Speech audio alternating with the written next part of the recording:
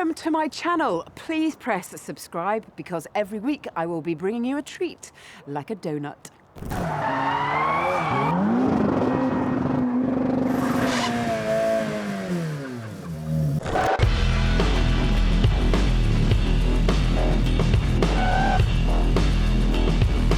Hello and a juicy warm welcome to the Car Girl. You'll find lots of wonderful machines on this channel, so I hope you enjoy. This time it is the turn of a proper hot hatch. It is the latest incarnation of Volkswagen's Golf and the most powerful production Golf to date. It is the R. Now, I have to confess early on here my love of Golfs. I have had a Mark II 16 valve GTi. I had it for 10 years and I absolutely loved its fizzy engine and its handling. Today, there are a trio of hotties with the GTi at the bottom, can you believe it? And then the more driver-focused Club Sport, and then this, the Range Topper. That R badge rather does give the game away that this is the near £38,000 R, but more subtle clues are the slatted grille instead of a honeycomb design, and then these long fangs. The car sits 20mm lower than a standard Golf. The side skirts are more pronounced. It only comes with 5 doors. The brake calipers are blue and lighter than before. And then round the back there is a freshly designed diffuser framed with quad pipes.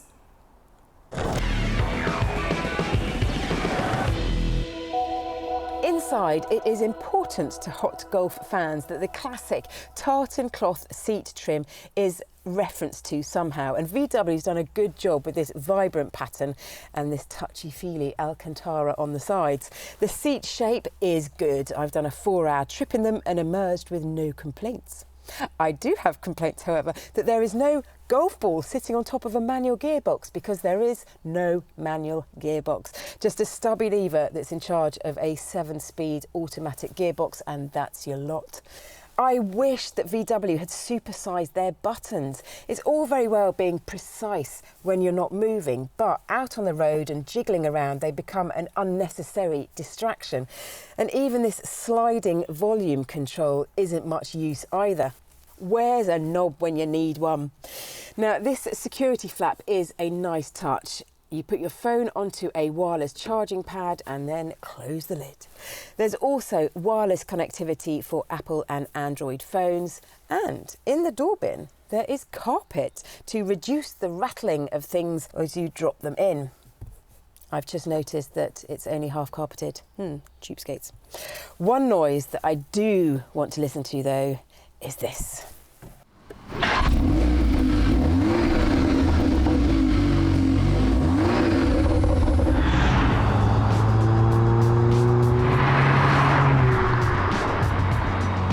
Around town, this car blends in with relative ease. Only a connoisseur will take a second look.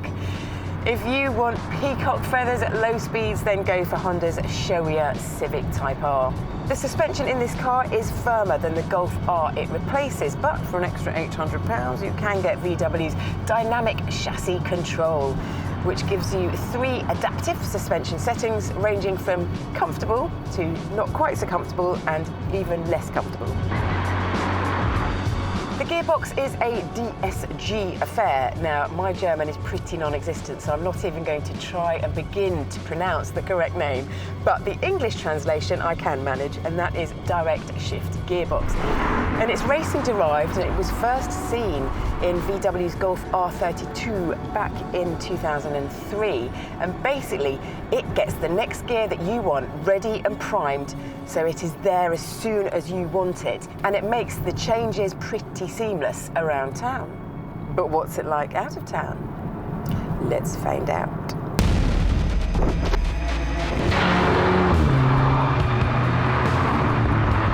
Well, yes, I can confirm it is just as seamless going up the box when you take off like a rocket.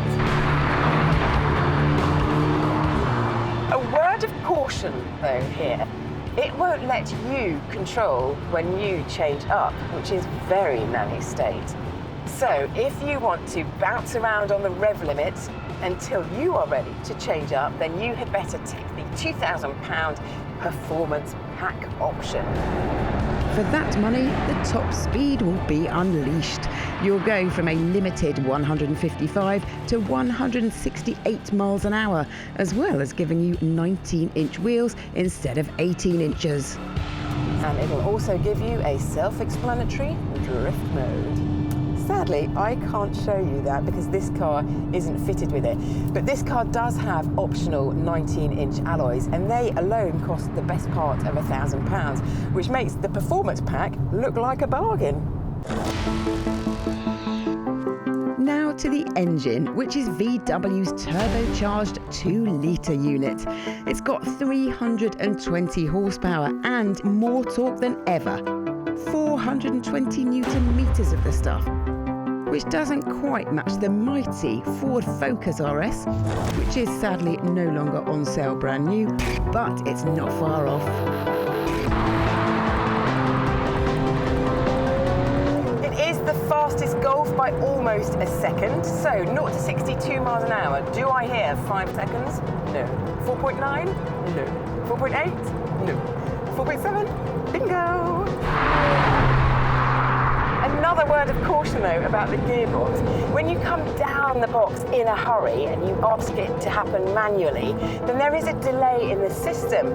But if you are not in such a rush, you can really appreciate the automatic blipping, which perfectly matches the revs of the incoming gear.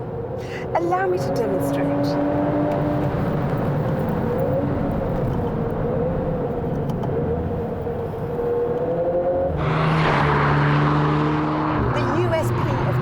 Is its four-wheel drive system, or 4Motion as VW likes to call it, or grips like glue, because that is exactly what this car does. And that's what helps it make such good traction from the off and give it a good acceleration time. There are a trio of driving modes to choose between: comfort, sport, race, and then a mix of those gives you individual. And this R button on the steering wheel is a shortcut to race, and you will be using that a lot because it is the fun button. You get more noise and a better response from the throttle, the steering and the gearbox. This car also features VW's dynamic vehicle manager as standard. Now that's not somebody sitting in the back with a clipboard and a suit. It's more like having a super smart chassis engineer on board, working out all the G-forces and the angles, so that allows you to turn into a corner and be yanked forward and punched out all at the same time.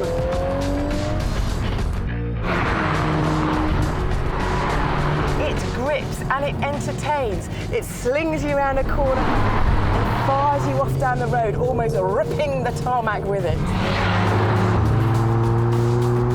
Turn, throttle, hold on, go.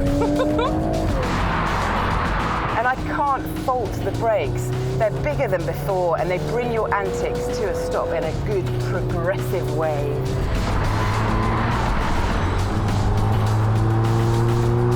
I've set the digital dash display to also show the G-forces, and it's like watching a video game. Accelerate from a standstill and you'll see just under 1 G, but go round a roundabout like this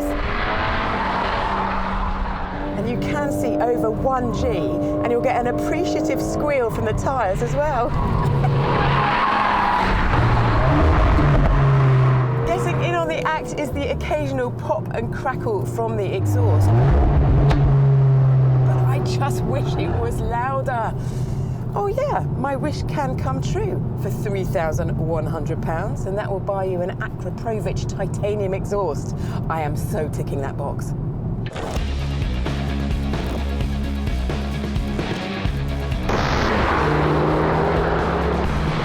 The R really should stand for rewarding, because this is a car that will flatter all abilities and give more demanding ones a good time without having to resort to silly speeds. I have got just one question left though. Will it jump?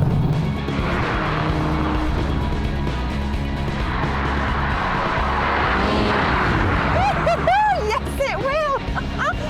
Oh, well, that is it for this film. Please press subscribe on the screen so that you know when the next film is ready to watch. Thank you so much for joining me. Until next time, bye-bye.